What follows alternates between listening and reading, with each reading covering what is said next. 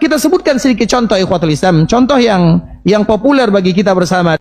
Salah satunya adalah hadis yang dibawakan oleh Abdullah bin Umar radhiyallahu taala anhu. Abdullah bin Umar adalah sahabat kecil Nabi sallallahu alaihi wasallam dan beliau termasuk orang yang paling banyak meriwayatkan hadis dari Nabi, dan beliau adalah orang yang paling cinta kepada Nabi sallallahu alaihi wasallam, dan beliau membuktikan bagaimana cintanya kepada Rasulullah sallallahu alaihi wasallam. Kita bacakan hadis yang ikhwatul Islam, yaitu hadis yang dikeluarkan oleh Imam At-Tirmizi dan juga hadis yang dikeluarkan oleh Imam Al-Hakim. Anna rajulan atasa ila jambi ibn Umar.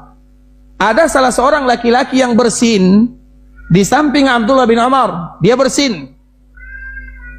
Faqal, ketika dia bersin, maka dia pun mengucapkan alhamdulillah wassalamu ala rasulillah. Ada yang salah atau tidak? Kalimat ini tidak salah, tidak ada yang salah.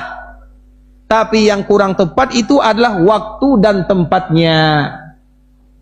Yang kurang tepat itu adalah waktu dan tempatnya.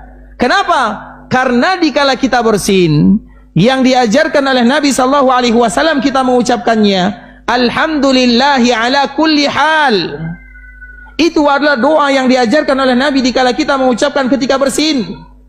Sedangkan assalamu ala rasulillah itu bukan doa yang kita baca setelah kita bersin. Bisa dipahami? Kita contohkan misalnya, boleh tidak kita mengucapkan istighfar 100 kali setelah salat? Boleh atau tidak? Setelah kita salam ke kanan, salam ke kiri, istighfarnya hanya 3 kali. Kenapa hanya 3 kali? Karena itu zikir muqayyad namanya, zikir yang terikat dengan jumlah, zikir yang terikat dengan waktu. Bukan berarti kita melarang mengucapkan astagfirullah lebih dari 100 kali, tidak. Tapi waktunya, tempatnya, keadaannya harus dilihat. Contoh yang lain misalnya, ada orang yang punya cucu, dia punya menantu 7 orang. Kemudian tiba-tiba semua menantunya melahirkan, dan kebetulan semua cucunya perempuan. Maka dia ingin berakikah, dan dia mengatakan akikah untuk perempuan 7 orang berarti 7 ekor kambing.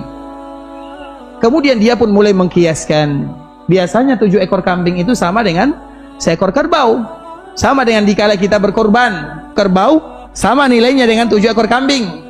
Maka pada saat itulah dia tidak jadi menyembelih kambing, dia menyembelih kerbau dengan alasan manfaatnya lebih luas.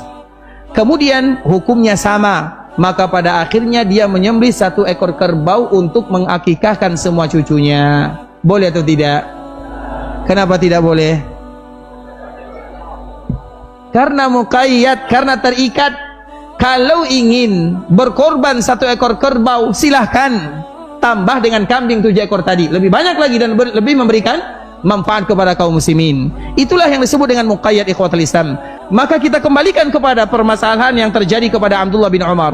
Abdullah bin Umar, dikala ada orang bersin, maka orang ini mengucapkan alhamdulillah wassalamu ala rasulillah. Kalimat ini bukan kalimat yang salah, tapi kalimat yang tidak pas lokasi dan posisinya. Karena dikala kita bersin, yang diucapkan alhamdulillah atau alhamdulillahi ala kulli hal. Sedangkan mengucapkan salam kepada Nabi sallallahu alaihi wasallam boleh kita baca kapan saja, di mana saja. Maka di saat itulah Abdullah bin Umar mengatakan, "Walaisa hakadha 'allamana Rasulullah sallallahu alaihi wasallam." Wahai fulan, bukan seperti itu yang dicontohkan oleh Nabi sallallahu alaihi wasallam kepada kita. Begitulah tentang masalah sunnah Nabi sallallahu alaihi wasallam.